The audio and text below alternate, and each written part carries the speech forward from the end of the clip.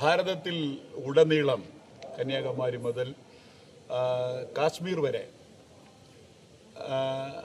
അഭിപ്രായ സ്വാതന്ത്ര്യം, വ്യക്തി സ്വാതന്ത്ര്യം, പ്രതിഷേധ സ്വാതന്ത്ര്യം, പ്രതികരണ സ്വാതന്ത്ര്യം, വിശ്വാസ സ്വാതന്ത്ര്യം, മതസ്വാതന്ത്ര്യം ഒക്കെ നിഷേധിക്കപ്പെട്ടുകൊണ്ടിരിക്കുന്ന ഈ കാലയളവ് തികച്ചും വ്യത്യസ്തമായ ഒരു ഭാവി ദുരൂഹതയിലേക്ക് പോയിക്കൊണ്ടിരിക്കുകയാണ്. ഭാരതത്തിലുടനീളം കഴിഞ്ഞ കുറേ നാളുകളായി സംഘപരിവാര ശക്തികളുടെ ഭരണ ബലത്തിൽ സുവിശേഷ പീഡനങ്ങൾ, ക്രൈസ്തവ പീഡനങ്ങൾ വിവിധ സ്റ്റേറ്റുകളിൽ രഹസ്യത്തിലും പരസ്യത്തിലും നടന്നുകൊണ്ടിരിക്കുകയാണ്. അപൂർവം ചില വാർത്തകൾ മാത്രമാണ് നമ്മുടെയൊക്കെ ചെവികളിൽ എത്തപ്പെടുന്നത്. വടക്കേ ഇന്ത്യയിൽ നോക്കിക്കഴിഞ്ഞാൽ അവരുടെ നിയമം, അവരുണ്ടാക്കുന്ന നിയമം, അവരുടെ വിധി, അതിനായിട്ട് ഉള്ള നിയമപാലകർ ഒക്കെ ആകുമ്പോൾ നീതി നിമിത്തം അനേകർ ഉപദ്രവമേൽക്കപ്പെട്ട് എന്തിനു പറയുന്നു, ജയിലിനകത്ത് വരെ അകപ്പെട്ടിരിക്കുന്ന ഈ ദാരുണമായ അന്തരീക്ഷം. അതെ, ഈ സാഹചര്യത്തിലാണ് ജയ് മസി കമ്മ്യൂണിറ്റി ഒരുക്കുന്ന പ്രാർത്ഥന സംഗമത്തിൻ്റെ പ്രസക്തി എത്രത്തോളമെന്ന് വിവിധ മാധ്യമങ്ങൾ ഉൾപ്പെടെ ചോദിച്ചുകൊണ്ടിരിക്കുന്ന അന്തരീക്ഷം. ജയ് വിജയിക്കട്ടെ, മസി, ക്രിസ്തു, മച്ചിക, സംഗമം ഒന്നായി ഒരുമിച്ച് പ്രാർത്ഥന ദൈവത്തെങ്കിലുള്ള ആശ്രയ മനോഭാവമാണ്, ആശയ വിനിമയമാണ്. ഈ കാലഘട്ടത്തിൽ സ്വാതന്ത്ര്യം ഖനിക്കപ്പെടുന്ന ഈ കാലഘട്ടത്തിൽ ഈ ഭൂമിയിൽ ജീവിക്കുന്ന മാനവ രാശികളോടൊപ്പം ക്രിസ്ത്യാനികളും ആകുലപ്പെട്ടുകൊണ്ടിരിക്കുന്ന വിവിധങ്ങളാകുന്ന സംഭവവാസങ്ങൾ ഇവിടെ അരങ്ങേറിക്കൊണ്ടിരിക്കുകയാണ്. എന്തിനു പറയുന്നു, മാധ്യമ ധർമ്മം എന്നത് വിലപ്പെട്ടതാണ്. ജനത്തിൻ്റെ പക്ഷം നിന്ന് ജനത്തിൻ്റെ ശബ്ദം വെളിപ്പെടുത്തേണ്ട മാധ്യമങ്ങൾ, ഉദാഹരണമായി ജനം TV, ഇങ്ങനെയൊക്കെയുള്ള TV വരെ തന്നെ സസൂക്ഷ്മമായി ചിന്തിച്ച് നോക്കിയാൽ ഏതൊക്കെ അധികാരവർഗത്തിൻ്റെ വർഗീയ ശക്തികളുടെ സംഘപരിവാറിൻ്റെ തന്നെ അജണ്ടയോടുകൂടെ അവർ പ്രതികരിക്കുന്ന, പലരെയും പിന്തുടർന്ന് വേട്ടയാടുന്ന വളരെ പരിതാപകരമായ അന്തരീക്ഷം കഴിഞ്ഞ നാളുകളിൽ നാം കണ്ടുവരികയാണ്. ഇതിൻ്റെ ഇടയിൽ ഈ പ്രാർത്ഥനാ യോഗത്തിൻ്റെ പ്രസക്തി എന്താണ്? പ്രിയരെ, സ്വാതന്ത്ര്യം ഇവിടെ ഹനിക്കപ്പെടുന്നു എന്ന് പറയുമ്പോഴും മറ്റൊരു പൊരുളായ സ്വാതന്ത്ര്യത്തിലേക്ക് ഇവിടുത്തെ താൽക്കാലികമായ സ്വാതന്ത്ര്യം, നിഴലായ സ്വാതന്ത്ര്യം വിരൽ ചൂണ്ടുകയാണ്. അതെ, ബൈബിൾ പഠിപ്പിക്കുന്നു, സത്യം നിങ്ങൾ അറിയും, സത്യം നിങ്ങളെ സ്വതന്ത്രമാക്കും. യേശു പറഞ്ഞു, ഒരുപാട് സത്യങ്ങളുടെ കൂട്ടത്തിൽ ഒരു സത്യം ഞാൻ എന്നല്ല, ഞാൻ തന്നെ വഴിയും സത്യവും ജീവനും ആകുന്നു.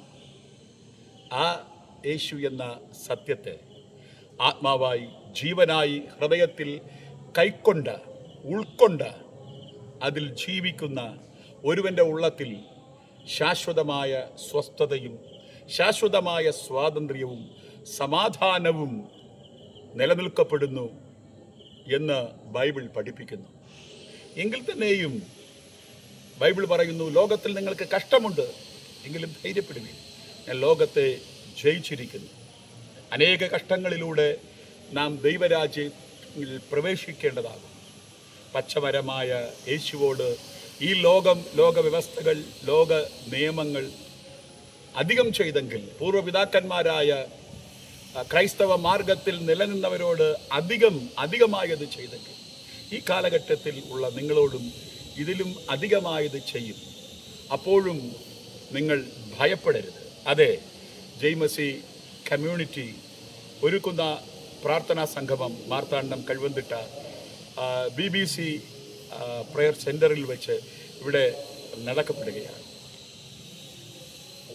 ഈ താൽക്കാലികമായ നിഴലായിരിക്കുന്ന ഈ സ്വാതന്ത്ര്യം പൊരുളായ ഒരു സ്വാതന്ത്ര്യത്തിലേക്ക് നമ്മുടെ വിരൽ ചൂണ്ടും.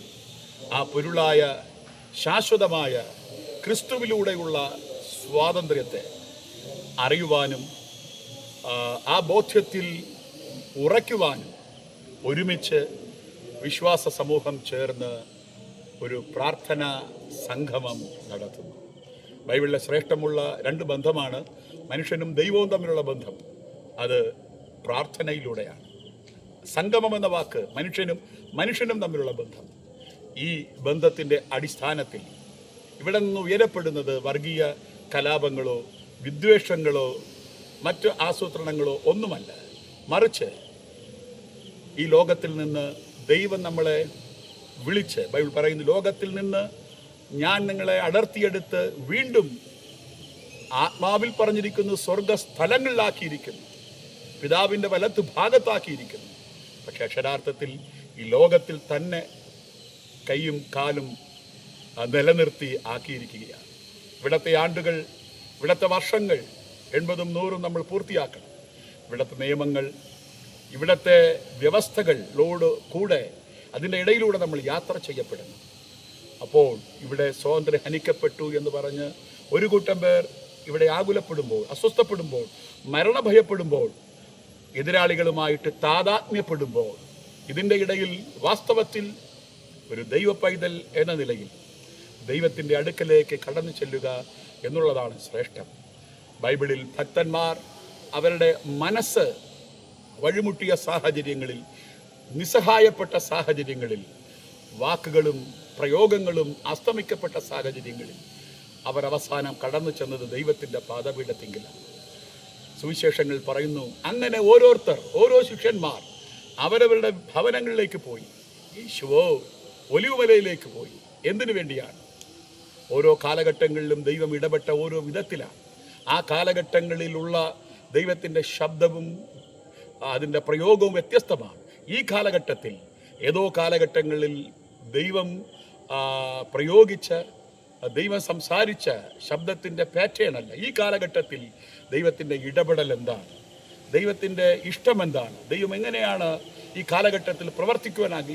ഈ കാലഘട്ടത്തിൽ ദൈവത്തിൻ്റെ ശബ്ദം എന്താണ്?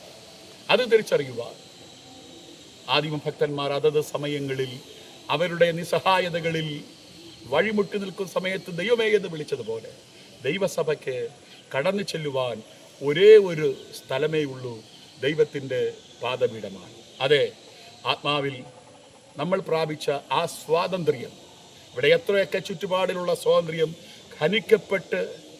ഖനിക്കപ്പെട്ട് ആയിരുന്നാലും ക്രിസ്തുവിലുള്ള ആ സ്വാതന്ത്ര്യത്തെക്കുറിച്ചുള്ള ഉറപ്പും ബോധ്യവും തിരിച്ചറിവും വിശ്വാസവും പ്രത്യാശയും സ്നേഹത്തെയും ഈ പ്രാർത്ഥനയിലൂടെ ഒന്നുകൂടെ തട്ടി ഉണർത്തി അതിജീവിച്ച് ഇപ്പോഴുള്ളതിനോ വരുവാനുള്ളതിനോ ബൈബിൾ പഠിപ്പിക്കുന്നു, പിശാച് അലറുന്ന സിംഹം എന്ന പോലെ. അതുകൊണ്ട് സിംഹം എന്ന വാക്ക് കേട്ട് നിങ്ങൾ ഭയപ്പെടരുത്. ഇവിടുത്തെ സംഘപരിവാർ ശക്തികളെയോ ഇവിടുത്തെ തീവ്രവാദ ശക്തികളെയോ ക്രിസ്ത്യാനികൾക്കെതിരെ കടന്ന ശക്തികൾ സിംഹമെന്ന് പറഞ്ഞ് നിങ്ങൾ ഭയപ്പെടണ്ട. അലറിക്കൊണ്ടുവരും, ആക്രോശിച്ചു കൊണ്ടുവരും, സിംഹം പോലെ വരും. പക്ഷെ അത് സിംഹമല്ല, വെറും എലിയാണ് എന്ന ബോധ്യം ഒരുവനുണ്ടാകുന്നത്, സാരമില്ല എന്നുള്ള ആ പദപ്രയോഗം അവനിൽ അന്വർത്ഥമാകുന്നത് അവൻ പ്രാപിച്ച സത്യവും ബോധ്യവും സ്വാതന്ത്ര്യത്തെക്കുറിച്ചുള്ള തിരിച്ചറിവും അതിലുള്ള അവൻ്റെ വളർച്ചയും മുന്നേറ്റവും കുതിപ്പുമാണ്. ഈ പ്രാർത്ഥനാ യോഗങ്ങളിൽ ഈ കാലഘട്ടം പ്രക്ഷുബ്ധമായിരിക്കുന്ന ഈ അന്തരീക്ഷത്തിൽ സ്വാതന്ത്ര്യം ഹനിക്കപ്പെട്ടു എന്ന് പലയിടങ്ങളിലും പലരും മുറവിളി കൂട്ടുന്ന ഈ സാഹചര്യത്തിൽ ആത്മാവിൽ ദൈവമക്കൾ പ്രാപിച്ച ആ സ്വാതന്ത്ര്യത്തെ തട്ടി ഉണർത്തി ഈ കാലഘട്ടത്തിൻ്റെ എല്ലാ തിരമാലകളെ അതിജീവിക്കുവാൻ, ദൈവത്തിൻ്റെ കാലഘട്ടത്തിൻ്റെ ശബ്ദത്തെ പ്രാപിപ്പാൻ ദൈവജനം ഈ ദിവസങ്ങളിൽ, ഈ ഞായറാഴ്ച ഇവിടെ ഒരുമിച്ച് കൂടുകയാണ്. ഈ ഒരുമിച്ച് കൂടുന്ന ഈ പ്രാർത്ഥനാ സംരംഭം മാർത്താണ്ഡ സമീപം കഴുവന്തിട്ടയിൽ BBC സെൻട്രൽ വെച്ച് ഞായറാഴ്ച 10 മണി മുതൽ 1 മണി വരെ നടക്കുന്ന ഈ പ്രാർത്ഥനാ സംഗമത്തിലേക്ക് എല്ലാ വിശ്വാസ സമൂഹത്തെയും സ്നേഹത്തോടെ സ്വാഗതം ചെയ്യുന്നു. God bless you.